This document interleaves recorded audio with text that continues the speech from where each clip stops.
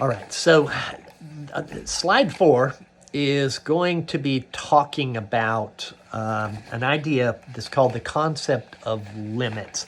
And in addition to that, it's going to be looking at populations. And we have this curve here. And so you see these individual butterflies here. You have some that have an extreme characteristic here, and then the ones that are average, and then that are very different in the opposite way. And that's what I was talking about. Within a population, you have a lot of different genes that resulted from those mutations, right? So you have all of these genes that resulted from the mutations, and so you have a range of characteristics, and you have some of those individuals that are average, and then some that are extreme over there, and some that are extreme at the other end. Now, I've got to tell you, this is an area that I'm actually kind of interested in from a research perspective. And so when I was in graduate school, I was interested in trying to figure out what was the salinity tolerance of fiddler crabs. You know what they are? They're these little crabs. The males have this one really big claw, and they get out on the sand or on the mud, and they wave this claw. And they just eat some algae off the ground. But they live in the estuary, and where the river meets the ocean. And so you might, if you go to the beach, you might have seen these little crabs, and they live in a hole in the ground out in the marshes, the grassy wetland areas. And so I was interested in how can they tolerate fresh water, and then how much salt in the water can they tolerate?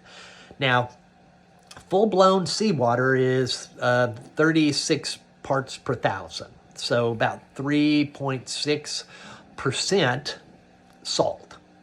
So that's but we always talk about it as parts per thousand, so it's 36 parts per thousand. What about pure water? Zero, right?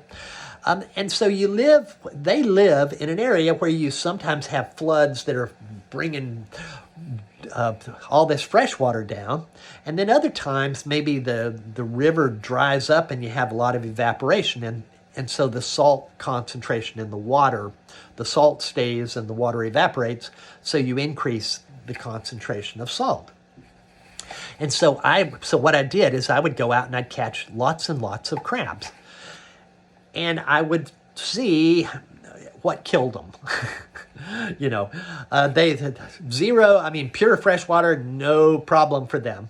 But then at some point, as you added more and more salt, they would die. But I didn't just take one individual. I had to have a lot of them. Why? Because of this. Because there's all this variation in them. So in lab this week, you did averages. And so I would figure out what was the average concentration of salt in the water that ended up killing them. And so this is this idea, this concept of limits. So it's what is the range of conditions under which an organism can live? And in the case of my fiddler crabs, they could live in pure fresh water up to about 50 parts per thousand, about 5% salt. And so I figured out that's the limits, that is the limits to survival. So if we look at our slide here, if you look carefully, that says zone of intolerance, and at this end, that's the zone of intolerance. And what does that mean? That means you get that far to that side, they die, or you get all the way to the other side and they die. So I said, as a species, they have to have these conditions to survive. And so what are some conditions that are important to life? The amount of moisture in general, the amount of light, the temperature. They don't like freezers. They live at the beach, warm weather. how acid it is, the pH, salinity, and nutrients. So, so you have these, what we call abiotic factors that limit where an organism can live. Abiotic meaning non-biological. And then we have the second bullet there. I said one is, moisture and all this stuff, abiotic stuff. And number two, you see it says predation, parasitism, disease. Those are biotic conditions. So you can only live where you can survive the predators and you can compete with other species. And so number three is competition. And number four is luck. It doesn't matter how well adapted you are. If a volcano drops lava on you, you will die.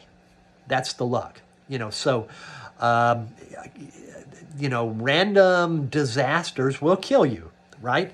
So that's that. You have to consider that as well. Okay, wow, we're going to slide number 5, all in the same video here. All right, so they used to think that there was like this one thing that determined where a species would live. That's bull. We know that's not true now. We know now that there's multiple factors that go into where organisms can live. And so you do things like I was doing. You figure out the tolerance limits with salinity and temperature. Those are the two things I was looking at. But then there could be acidity and all these other things. How much light? If you put them in the dark, never show them the light of day, will they die? Yeah, they would. So you end up with a variety of factors that are going into this, along with, so it's not just one thing. There are lots of things that you have to determine the tolerance limits for. And then we have one other. But also, it depends on if they're babies, regular sort of adults, or old.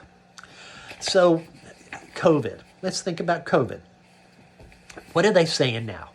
I think pretty much everyone in my class is like a traditional college student. So as a traditional college student, I bet none of you, unless you're working in healthcare, have had the COVID vaccine. Why? Why not? Because you're not as likely to die as your grandmother is, right? Or your grandfather. They're really worried about old people. And so what does that say about the human tolerance limits for COVID? It says that old people are less tolerant of it, right? So they're trying to vaccinate all the old geezers, right? I'm not quite old enough yet, but I'm pretty close. But they're vaccinating all the older people, right? But so what this means is not only do you need to know the tolerance limits for the average individual in the population, you need to understand that sometimes different age groups have different tolerance limits. In your slides, it says, example given, pup fish. It's a desert fish. I don't know why they call them pups. They don't look like dogs in the slightest. But anyway, they're called a pup fish. And a pup fish, an adult pup fish, can survive freezing cold water, 0 degrees water, all the way up to 42 degrees centigrade. That is like 120 degrees Fahrenheit, really hot. So they have real wide tolerance limits. But what about the baby ones? The little tiny baby ones? No. They can't survive those kind of conditions. They require 20 to 36 degrees centigrade water. Now, 20 degrees is about typical room temperature in a house. 36 is sort of human body temperature. So they have a smaller tolerance limit. So you have to consider not only the tolerance limits for the species as a whole, but understand that certain age groups can be more sensitive. Okay. Speaking of sensitive species, we have out behind Cranberry, there's a little creek. There's a creek running there. And if you're the kind of person who loves to go play in the creek, you can go out there and you can look all day and you will not find a brook trout. Why not? They would be native to that creek way back when, before we had Cranberry Township. Now, it ends up with all of the development, the water temperature in that creek is higher than it was historically. And so what happened is, because the brook trout are very sensitive little buggers, they cannot tolerate too hot a temperature. And so when you are looking at streams and you say, I wonder if this is a pristine, perfect, wonderfully natural creek. Well, that's kind of hard to tell, because at any given day, who knows what the temperature is or what the conditions would be. Because the main point of the concept of limits is, if you ever, just for a moment, get outside of the zone of tolerance, they die. And so if you want to know what it's been like over time, you look for something called an indicator species. And an indicator species is a very sensitive little guy, like the brook trout, and it will tell you, if there are brook trout there, you know that there has never been a time that was outside of the tolerance limits of that species. And so you can be wandering around, wondering how pure and wonderful this stream or that stream is, and all you have to do is look to see if they have brook trout. A species like that is something we would call an indicator species, one that tells you something about the environment. All right, I'm going to stop right here. I'll be right back.